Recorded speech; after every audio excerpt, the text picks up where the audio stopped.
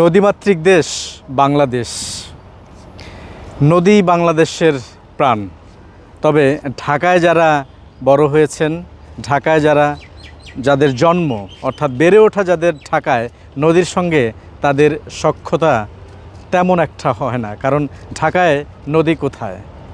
যদিও ঢাকাই পৃথিবীর একমাত্র শহর যার চারপাশে চতুর্দিকে চারটি নদী রয়েছে: তুরাগ, শীতলক্ষ্যা, বুড়িগঙ্গা, বালু। এই চারটি নদী নামে থাকলেও, কাগজে কলমে থাকলেও এগুলোর অস্তিত্ব অনেকটাই বিলীন হওয়ার পথে।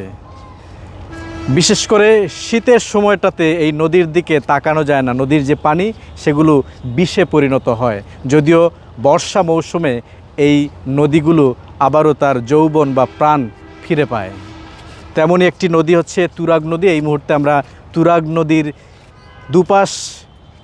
দুপাশে যে ওয়াকওয়ে তৈরি করেছে সেই ওয়াকওয়ে থেকে আপনাদেরকে স্বাগত জানাচ্ছি। আজকে আমরা এই ওয়াকওয়ে সম্পর্কে আপনাদেরকে জানাতে চাই, কিভাবে, কবে থেকে এই ওয়াকওয়েগুলো তৈরি হয়েছে, কত কিলোমিটার জায়গা জুড়ে এই দৃষ্টিনন্দন ওয়াকওয়ে, যেখানে প্রচুর মানুষ এখন সকালবেলা অর্থাৎ একটা দর্শনীয় স্থানে পরিণত হয়েছে। প্রচুর লোকজন বেড়াতে আসেন, যেহেতু পাশেই সুন্দর একটা নদী।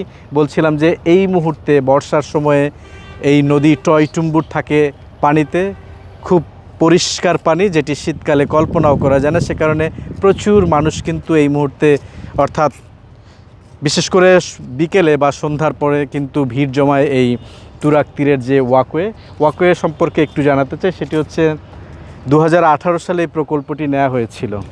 2018 সালে আর 2022 সালের মধ্যে এই প্রকল্পটি শেষ হওয়ার কথা ছিল। সেই সদরঘাট থেকে আশুলিয়া পর্যন্ত শুধু এটুকুনে 200 কিলোমিটার ওয়াকওয়ে তৈরি করার পরিকল্পনা ছিল সরকারের। যদিও 200 কিলোমিটার এখন পর্যন্ত শেষ হয়নি। মোহাম্মদপুর থেকে বসিলা একটি অংশ, প্রায় 3.5 কিলোমিটারের একটি অংশ কাজ শেষ হয়েছে। আমরা এই মুহূর্তে যেখানে দাঁড়িয়ে আছি এটি মিরপুর বেড়িবাঁধের যে একটি অংশ, অর্থাৎ এটি গাবতলী থেকে শুরু হয়ে আশুলিয়া পর্যন্ত হওয়ার কথা, পুরোটা শেষ হয়নি। মিরপুরের যে বেড়িবাঁধের অংশটি, গরান চটবাড়ির এই অংশটুকুর কাজ শেষ হয়েছে। যদিও আগে সীমানা নির্ধারণের যে একটি বিষয় ছিল, এই ওয়াকওয়ে তৈরি করার কিন্তু একটি কারণ ছিল সরকারের পরিকল্পনার যে একটি অংশ, সেটি হচ্ছে নদী যাতে দখল না হয়। এই জন্য সীমানা পিলার যেমন হয়েছে, ওয়াকওয়ে হয়েছে, অর্থাৎ কোনো স্থাপনা যেন এর ভেতরে কেউ তৈরি করতে না পারে, সেটি একমাত্র উদ্দেশ্য না হলেও আরও অন্য যে উদ্দেশ্যগুলো রয়েছে তার মধ্যে অন্যতম ছিল মানুষ যেন একটু শ্বাস নিতে পারে নদীর তীরে এসে, সেটি ছিল আরও একটি উদ্দেশ্য। এই সব মিলিয়েই দৃষ্টিনন্দন এই ওয়াকওয়ে তৈরি করা হয়েছে এবং তৈরির কাজ এখনও চলমান রয়েছে। আগের তুলনায় প্রচুর মানুষ এখন বেড়াতে আসেন এখানে।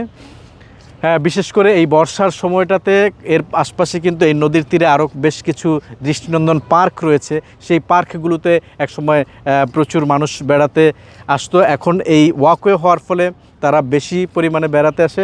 আরও একটি বিষয় লক্ষণীয়, বিশেষ করে সকালবেলা এবং বিকেলবেলা প্রচুর মানুষ এখানে হাঁটতে বের হয়। যারা স্বাস্থ্য সচেতন লোকজন রয়েছেন তারা হাঁটতে বের হন। এটি তাদের জন্য একটি প্লাস পয়েন্ট হয়ে দাঁড়িয়েছে।